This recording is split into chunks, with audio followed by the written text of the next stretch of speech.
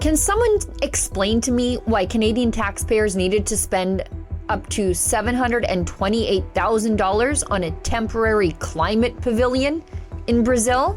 We're not talking about flights, not hotels, not meals, not the giant government delegation, just the pavilion itself. Today I have the documents to prove it.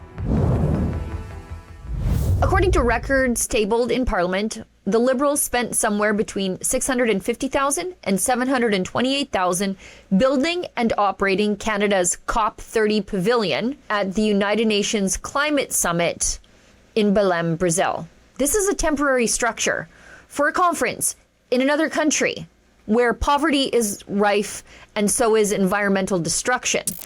And the spending is absolutely bonkers. Nearly $191,000 went to rent, design, furnish, and build the pavilion. Another $108,000 went to audio-visual services, because apparently climate activists cannot save the planet without premium microphones and giant video screens. And I would love to have shown you this building, but my accreditation was denied for the United Nations Climate Change Conference. Approved, then denied, actually. Then comes the real jaw dropper. $310,875 for event management support.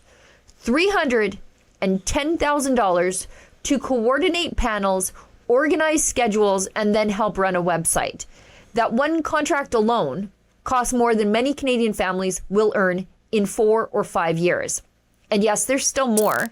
Another $20,000 for simultaneous interpretation, another $9,000 for procurement, whatever that means, another $4,400 for promotional materials that ultimately end up in the garbage, another $4,200 for cleaning services, and nearly $2,000 for hospitality. All for a pavilion most Canadians will never see, never visit, and never benefit from. And then there's this. The government's own documents admit they initially expected the pavilion to cost $1.2 million, and they were perfectly fine with that spending. So in bureaucrat world, taxpayers are supposed to feel grateful they kept the climate vanity project under $1 million. These United Nations climate conferences are all part of this great green reset agenda to rewrite your life, control you, and make everything more expensive. To reject this, sign our petition at nogreenreset.com. This is the same federal government constantly lecturing Canadians about sacrifice, drive less, pay more for gas, accept these carbon taxes, lower your expectations, cancel your summer trips. But when it comes to international climate conferences, suddenly there's unlimited money for consultants, procurement, branding exercises, event planners, and ideological network sessions halfway around the world. And what exactly was Canada showcasing for $750,000? Well, I would love to have shown you, but I was not allowed.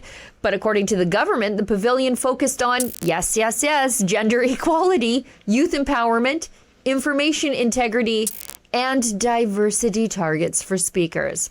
Not pipelines, not energy exports, not affordability, not economic growth. A taxpayer-funded activist lounge in the Amazon. And remember again, this is only the pavilion cost. This isn't the airfare, the hotels, the meals, not the cost of hauling a massive Canadian delegation to Brazil for another round of climate conference theater. For Rebel News, I'm Sheila Gunn Reid.